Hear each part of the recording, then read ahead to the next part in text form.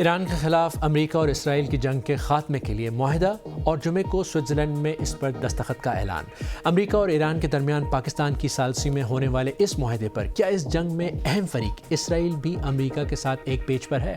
اسرائیلی وزراء کے بیانات سامنے آئے ہیں کہ وہ اس معاہدے کے پابند نہیں اور یہ کہ اسرائیلی فوج غیر معینہ مدت تک لبنان میں موجود رہے گی۔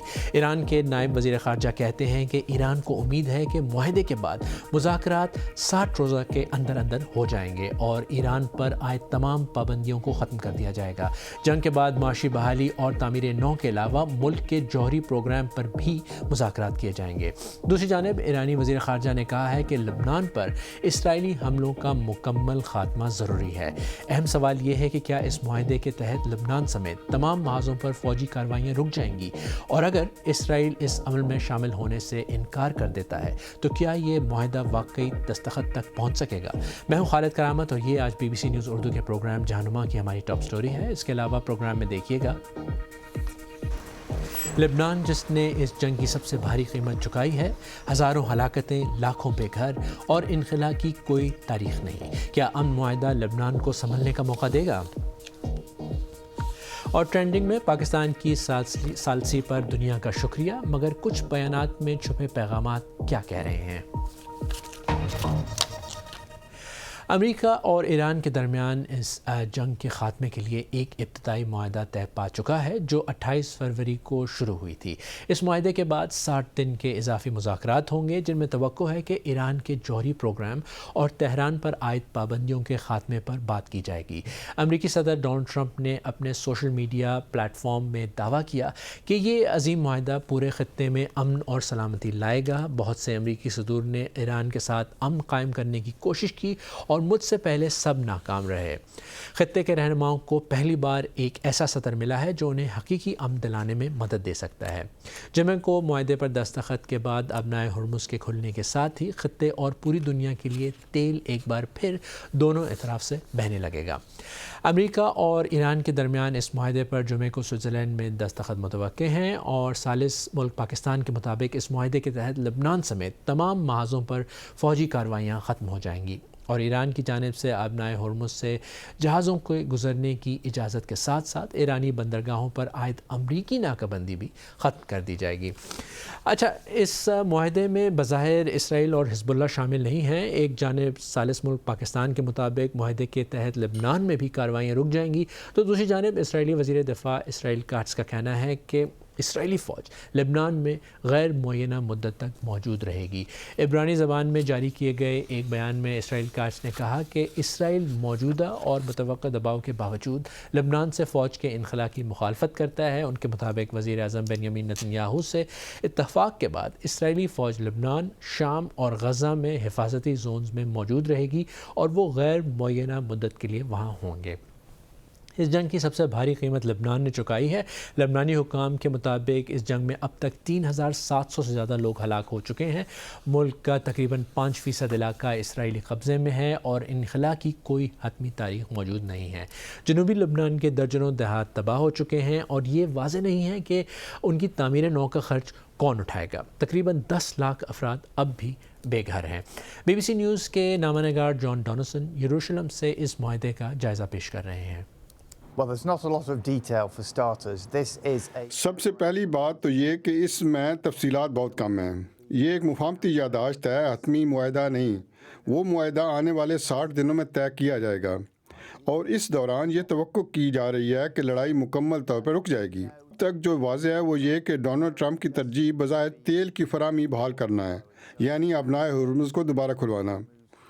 بنیادی طور پر وہ یہی کہہ رہے ہیں اور یہی اس مفاہمتی یادداشت میں درج ہے۔ ایران کے جوہری پروگرام کی تفصیل کے بارے میں اس میں کچھ خاص نہیں۔ اس پہ بات آنے والے 60 دنوں میں ہوگی۔ کیا ایران اپنا افزودہ یورینیم حوالے کرے گا؟ ایک ایسا مطالبہ جس پر ڈونلڈ ٹرمپ مختلف موقعوں پر اصرار کرتے رہے ہیں۔ اور ایران کے بیلسٹک میزائل پروگرام کا کیا بنے گا؟ وہ پروگرام جسے ڈونلڈ ٹرمپ اور وزیر اعظم نیتن یاہو جنگ کے دوران بند کروانے کی باتیں کرتے رہے ہیں، تو اس کا اس مفاہمتی یادداشت میں ذکر نہیں۔ اور اس بارے میں مزید بات کرنے کے لیے اس وقت اسلام آباد سے ہمارے ساتھ موجود ہیں ڈاکٹر قندیل عباس۔ ڈاکٹر قندیل عباس، ایران اور امریکہ کے درمیان جنگ بندی پر معاہدہ ہو گیا ہے، جمعے کو دستخط ہوں گے جنیوا میں۔ اس ممکنہ معاہدے کے بارے میں آپ کے پاس کیا معلومات ہیں؟ جی، ابھی تک جو بعض چیزیں امریکی اور ایرانی میڈیا میں لیک ہوئی ہیں اس کے مطابق یہ 14 نکات پر مشتمل ایک معاہدہ ہے، اور جس میں یہ طے پایا جائے گا کہ ایک تو تمام فرنٹس پر انکلوڈنگ لبنان جنگ بندی ہو جائے گی اور مستقل جنگ بندی ہوگی۔ اس کے ساتھ ساتھ امریکہ اور ایران اسٹیٹ آف ہرمز کو کھول دیں گے، اور پھر جو ایران کے فروزن ایسڈس ہیں، منجمد اثاثے، وہ بحال کر دیے جائیں گے ایران کے خلاف، خصوصاً تیل کے معاملے میں پابندیاں ختم کر دی جائیں گی، اور جو ایران کا نیوکلیر پروگرام ہے یا کچھ باقی چیزیں ہوں گی اس پر آئندہ 60 دنوں میں معاملات طے کیے جائیں گے۔ یہ تو معاہدے کی تفصیلات ہیں، اور اس کے ساتھ ساتھ یہ بات بھی طے ہو گئی ہے، ٹرمپ صاحب نے کہہ دیا کہ ایران کو پرامن ایٹمی پروگرام کی اجازت ہوگی۔ یہ ان کے سابقہ موقف سے ایک الگ چیز ہے، کیونکہ وہ ایران کے نیوکلیر پروگرام کو بالکل زیرو لیول پر لے کے جانا چاہتے تھے۔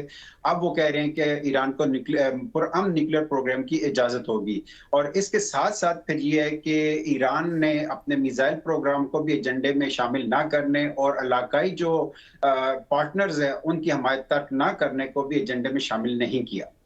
اچھا ڈاکٹر عباس، اسرائیل بھی اس جنگ میں ایک اہم فریق ہے، اور اسرائیلی وزراء اس معاہدے کے اعلان کے بعد کہہ چکے ہیں کہ وہ اس کو نہیں مانتے اور وہ لبنان سے نہیں نکلیں گے۔ تو کیا امریکہ اسرائیل کو لبنان میں جنگ بندی پر مجبور کر سکتا ہے؟ کیونکہ اگر ہم ایرانی وزیر خارجہ کا بیان دیکھیں تو وہ کہہ چکے ہیں کہ لبنان پر اسرائیلی حملوں کا خاتمہ ضروری ہے۔ بالکل، اس سمجھوتے کے لیے سب سے بڑا خطرہ اسرائیلی ہو سکتا ہے، اس لیے کہ اسرائیل نے جب ایران کے خلاف جارحیت کا آغاز کیا تھا اس وقت یہ تھا کہ ایران میں رژیم ختم کر دی جائے گی اور انقلابی حکومت کا خاتمہ ہوگا۔ وجہ اس کی یہ تھی کہ اسرائیل ایران کو اپنے خلاف براہ راست خطرہ سمجھتا ہے، اور ایران بھی اسرائیل کے وجود کو ختم کرنے کی آئیڈیالوجی پر ابھی تک قائم ہے۔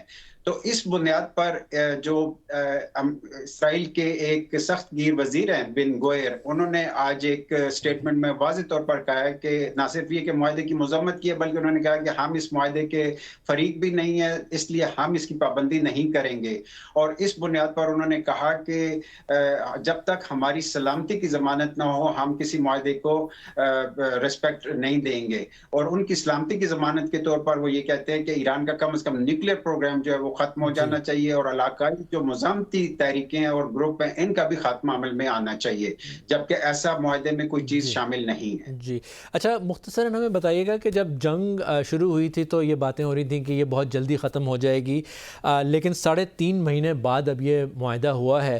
اگر دستخط ہو جاتے ہیں تو اسے کس کی کامیابی سمجھا جائے گا؟ دیکھیے، کامیابی تو تب سمجھا جائے گا جب یہ امپلیمنٹ ہو، کیونکہ ابھی تو صرف ایک سمجھوتا یا ایم او یو ہو رہا ہے، اس کو کنورٹ کرنا ابھی ایک ریگولر باقاعدہ معاہدے کے اندر یہ بہت مشکل مرحلہ ہوگا، اور اگر یہ کنورٹ آئندہ 60 دنوں میں ہو بھی جاتا ہے تو اس کی امپلیمنٹیشن کے مراحل اور بھی سخت ہوں گے، خصوصاً اس لیے کہ پاکستان ایک ثالث تو ہے لیکن اس میں گارنٹر نہیں ہے، اور گارنٹر کا اس ٹوٹل معاہدے کے اندر نہ ہونا اس کے لیے بہت بڑے چیلنجز ہوں گے۔ لیکن میرا خیال ہے کہ امریکہ ہر صورت کوشش کرے گا اس معاہدے کو بچانے کی، کیونکہ اگر دوبارہ یہاں پہ کشیدگی یا جنگ ہوتی ہے تو اس سے علاقائی اور عالمی سلامتی اور معیشت کو شدید خطرات لاحق ہو جائیں گے۔ جی، اسلام آباد سے ڈاکٹر قندیل عباس سے بات کرنے کا بہت شکریہ۔ میں ہوں خالد کرامت اور آپ دیکھ رہے ہیں BBC نیوز اردو کا پروگرام جہانما۔ جیسے ہی پاکستان کے وزیر اعظم شہباز شریف نے ایران میں امریکہ اور اسرائیل کی جنگ کے خاتمے کے بارے میں امن معاہدے کا اعلان کیا، تب سے ہی دنیا بھر کے رہنما پاکستان کی ثالثی پر ملک کا شکریہ ادا کر رہے ہیں۔ ساتھ ہی کچھ ایسے بیانات بھی سامنے آئے ہیں جن میں بظاہر مخفی پیغامات بھی ہیں جو بہت اہم ہیں۔ اس پر بات کرتے ہیں ٹرینڈنگ میں۔ یورپ کی 4 بڑی طاقتیں یو کے، فرانس، جرمنی اور اٹلی نے ایک مشترکہ اعلامیہ جاری کیا جس میں کہا کہ ہم امریکہ، ایران کی حکومت اور پاکستان کو معاہدہ کروانے پر مبارکباد دیتے ہیں۔ E4 نامی ان 4 طاقتوں کے مطابق وہ ایران سے پابندیاں ہٹانے کے لیے تیار ہیں اگر ایران اپنے نیوکلیئر پروگرام کے بارے میں واضح اور قابل تصدیق اقدام لے۔ برطانوی وزیر اعظم کے اس ڈیل کے بارے میں بیان کو شیئر کرتے ہوئے پاکستان میں برطانوی سفیر جین میریٹ نے کہا کہ پاکستان کا شکریہ جس نے قیام امن کے لیے مستقل مزاجی اور صبر کا مظاہرہ کرتے ہوئے متاثر کن کردار ادا کیا۔ انہوں نے وزیر اعظم شہباز شریف اور نائب وزیر اعظم اور وزیر خارجہ اسحاق ڈار کو ٹیگ کرتے ہوئے اردو میں لکھا، بہت شکریہ پاکستان۔ لنزی گرہام، جن کا نام اس سارے بحران میں آپ نے بار بار سنا ہوگا، وہ پاکستان پر کافی تنقید کرتے رہے ہیں اور اسرائیل کے بڑے حامیوں میں سے ہیں۔ انہوں نے تشویش ظاہر کی کہ وہ خوش تو ہیں لیکن انہیں ڈیل پر تھوڑی پریشانی ہے۔ انہوں نے کہا کہ ایران کے مطابق جو معاہدے میں طے پایا ہے وہ امریکی مذاکرات کار جو دعویٰ کرتے ہیں اس سے مختلف نظر آتا ہے۔ اسرائیل میں انتہائی دائیں بازو کے سیاستدان اور نیشنل سیکیورٹی کے وزیر بین گویر بہت سخت گیر بیانات جاری کرتے رہے ہیں۔ انہوں نے کہا ہے کہ ہم اس معاہدے کا حصہ نہیں ہیں جو ہماری سیکیورٹی یقینی نہیں بناتا اور یہ ہمیں کسی طرح بھی پابند نہیں کرتا۔ ہم نے اس سیگمنٹ پر بات کرتے ہوئے ذکر کیا کہ رد عمل میں کچھ اہم پیغام مخفی ہیں لیکن کچھ پیغام بالکل واضح ہیں۔ ایران کے وزیر خارجہ عباس عراقچی نے اپنے بیان میں کہا کہ لبنان پر اسرائیلی حملوں کا مکمل خاتمہ ناگزیر ہے، جبکہ اسرائیلی وزیر دفاع نے کہا کہ اسرائیلی فوج لبنان میں اپنی موجودگی غیر معینہ مدت تک برقرار رکھے گی۔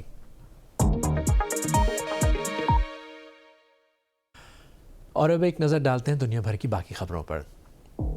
برطانیہ میں اگلے سال سے 16 سال سے کم عمر بچوں کے سوشل میڈیا استعمال پر پابندی عائد کر دی جائے گی۔ وزیر اعظم کیئر سٹارمر کے مطابق سوشل میڈیا پلیٹ فارمز ایسے بنائے گئے ہیں کہ بچوں کو ان کی لت پڑ جاتی ہے اور یہ ان کی ذہنی صحت کو نقصان پہنچا رہے ہیں۔ اسنیپ چیٹ، ٹک ٹاک، یوٹیوب، انسٹاگرام اور ایکس جیسے پلیٹ فارمز کے استعمال پر پابندی ہوگی لیکن بچے واٹس ایپ جیسی میسیجنگ سروسز استعمال کر سکیں گے۔ ڈونلڈ ٹرمپ 80 سال کے ہو چکے ہیں۔ انہوں نے اپنی سالگرہ وائٹ ہاؤس کے باہر خاص طور پر بنائے گئے ایک رنگ میں مکسڈ مارشل آرٹس کا مقابلہ دیکھ کر منائی۔ Donald Trump mixed martial arts کے بہت بڑے پرستار ہیں بلکہ ایک فیملی ٹرسٹ کے ذریعے اس کمپنی کے شیئرز کے مالک بھی ہیں جو یہ مقابلے کرواتی ہے۔ افریقی ملک جمہوریہ کانگو میں حکام کی سخت نگرانی اور علاج کے تمام تر کوششوں کے باوجود ایبولا وائرس پھیل رہا ہے۔ حکام کے مطابق شمال مشرقی صوبوں میں اب تک تقریباً 800 افراد متاثر، جبکہ مئی میں شروع ہونے والی اس وبا سے اب تک تقریباً 200 لوگ ہلاک ہو چکے ہیں۔ اور ایبولا کا ذکر ہو رہا ہے تو پچھلے کچھ عرصے سے نہ صرف ایبولا بلکہ ہنٹر وائرس کی وبا کے بارے میں بھی خبریں ہیڈ لائنز میں آئیں۔ ویسے تو ماہرین کا کہنا ہے کہ ان بیماریوں کا کووڈ-19 کی طرح پوری دنیا میں پھیلنے کا خطرہ نہیں ہے، لیکن کسی عالمی وبا کے پھیلنے کی کیا وجوہات ہو سکتی ہیں؟ اسی بات کو سمجھنے کے لیے اور مستقبل کی عالمی وباؤں سے بچنے کے لیے ماہرین کام کر رہے ہیں اور ان بیماریوں کی نشاندہی بھی کر رہے ہیں جن پر وہ نظر رکھے ہوئے ہیں۔ انیتا نگونے کی رپورٹ پیش کر رہی ہیں عالیہ ناز کی۔ تاریخ کی کچھ سب سے مہلک وبائیں ان بیماریوں سے شروع ہوئیں جو جانوروں سے انسانوں میں منتقل ہوئیں۔ اسے ہوسٹ سپل اوور کہا جاتا ہے۔ انسانوں میں پائی جانے والی تمام متعدی بیماریوں میں سے 60% سے زیادہ اسی طرح شروع ہوئیں۔ سائنسدان دہائیوں سے وباؤں پر نظر رکھے ہوئے ہیں، ان بیماریوں پر بھی جنہیں ہم جانتے ہیں اور ان نئی بیماریوں پر بھی جو اب سامنے آ رہی ہیں۔ دنیا بھر میں سامنے آنے والی وباؤں کی تعداد میں مسلسل اضافہ ہو رہا ہے۔ جو انفیکشن جانوروں سے انسانوں میں پھیلتے ہیں انہیں زوونوٹک ڈیزیزز کہا جاتا ہے۔ یہ جراثیموں کی وجہ سے ہوتے ہیں جیسے کہ وائرس، بیکٹیریا یا پیراسائٹ۔ حالیہ وبائی امراض میں سے زیادہ تر کی وجہ وائرس رہے ہیں جن میں کرونا وائرس، ایبولا اور ہینٹا وائرس شامل ہیں۔ وائرل جراثیموں کا خاص طور پر عالمی وباؤں سے گہرا تعلق رہا ہے۔ 1918 میں انفلوئنزا کی ایک بہت بڑی عالمی وبا آئی تھی جس نے اندازاً 20 سے 50 ملین لوگوں کی جان لی تھی۔ وائرس کو انسانی جسم میں داخل ہونے کے لیے متاثرہ جانور کے ساتھ قریبی یا براہ راست رابطہ ہونا ضروری ہے۔ یہ انفیکشن تب ہوتے ہیں جب صحت مند لوگ متاثرہ جانوروں کے فضلے، گوشت یا اس کے جسم سے نکلنے والے فلوئڈ سے رابطے میں آتے ہیں۔ جب بھی انسان اور جانور ایک دوسرے کے قریب آتے ہیں تو اس بات کا تھوڑا سا امکان ہوتا ہے کہ کوئی زوونوٹک بیماری ایک سے دوسرے میں منتقل ہو جائے. ایسے بہت سے واقعات میں ہمیں پتہ بھی نہیں چلتا کیونکہ یہ بیماریاں آتی ہیں اور خود ہی ختم ہو جاتی ہیں، لیکن کچھ معاملات میں ان میں سے کچھ جراثیم بہت زیادہ نقصان پہنچاتے ہیں. وباؤں میں اضافے کی ایک بڑی وجہ یہ ہے کہ لوگ اور جانور اب پہلے کے مقابلے میں ایک دوسرے کے بہت زیادہ قریب رہ رہے ہیں. اب اربنائزیشن بڑھ رہی ہے، جنگلات کاٹے جا رہے ہیں اور انسان ان علاقوں میں داخل ہو رہے ہیں جو پہلے بالکل محفوظ تھے. انسانوں میں بیماریاں پھیلانے والے سب سے بڑے ذرائع چوہے اور چمگادڑ ہیں، اور یہ شہری ماحول میں بہت تیزی سے پھلتے پھولتے ہیں. اور ہمارے شہروں میں صرف جانور ہی زیادہ نہیں ہوئے بلکہ انسان بھی زیادہ ہو گئے ہیں. دنیا کی 45% آبادی اب شہروں میں رہتی ہے. یہ 1950 کے مقابلے میں دگنے سے بھی زیادہ ہے. ماحولیاتی تبدیلیاں بھی جانوروں کے رہنے کی جگہوں اور ان کے رویے کو بدل سکتی ہیں. پھر ہم دیکھتے ہیں کہ ان کے کھانے یا پانی کی تلاش کی جگہوں میں تبدیلیاں آ رہی ہیں. ہم انسانوں کی طرف سے زمین کے استعمال میں تبدیلیاں دیکھتے ہیں. یہ سب کچھ جانوروں اور انسانوں کو ایک دوسرے کے قریب لا رہا ہے. اس کے علاوہ جنگوں اور مہنگائی کا مطلب یہ بھی ہو سکتا ہے کہ کھانا ملنا مشکل ہو گیا ہے.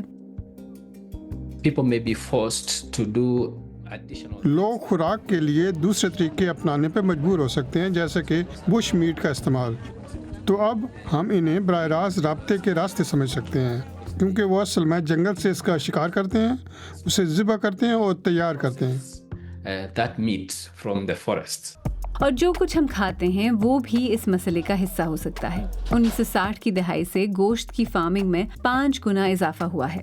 یہ ہماری فوڈ چین میں ان ممکنہ جانوروں کی تعداد کو نمایاں طور پر بڑھا دیتا ہے جو کسی متعدی بیماری کے ہوسٹ بن سکتے ہیں. اس صورتحال کے پیش نظر ویکسینز پر بین الاقوامی کوششیں جاری ہیں. ان کوششوں میں اس بیماری کی پلاننگ کرنا ہے جسے ڈیزیز ایکس کہا جاتا ہے. یہ نام ایک ایسے وائرس کو دیا گیا ہے جس کا انسانوں کو ابھی تک سامنا نہیں ہوا اور وہ مستقبل میں کسی وبا کا سبب بن سکتا ہے. سائنسدانوں کی پیشگوئی ہے کہ یہ جانوروں سے آ سکتا ہے. اس کے لیے تیاری کے عمل کا ایک حصہ ایسی ویکسین بنانا ہے جن کے بارے میں ہمارا خیال ہے کہ جیسے ہی کوئی نیا وائرس سامنے آئے ہم آسانی سے اس کا جینیٹک کوڈ اس میں شامل کر سکیں. لہٰذا تیزی سے ویکسین تیار کرنا ڈیزیز ایکس کے خلاف ہمارے اہم اقدامات میں سے ایک ہے. مقامی صحت کا مضبوط نظام ہونا بھی انتہائی اہم ہے کیونکہ ویکسین تیار کرنا تو صرف آدھی جنگ ہے. ویکسین تک رسائی اور اسے سب تک پہنچانے کے مشکل انتظامات کا مطلب یہ ہے کہ ہر ضرورت مند شخص تک اسے پہنچانا اب بھی ایک بڑا چیلنج ہے. اور اس سٹوری کے ساتھ ہی BBC نیوز اردو کا پروگرام جہانما اپنے اختتام کو پہنچا. پروگرام میں شامل سٹوریز اور تازہ ترین خبروں کے لیے ہماری ویب سائٹ bbc.com/urdu پر آئیں. BBC نیوز اردو کے انسٹاگرام، ٹک ٹاک، یوٹیوب، فیس بک اور ایکس اکاؤنٹ کو فالو کریں اور باخبر رہیں. خالد کرامت کو اب اجازت دیجیے.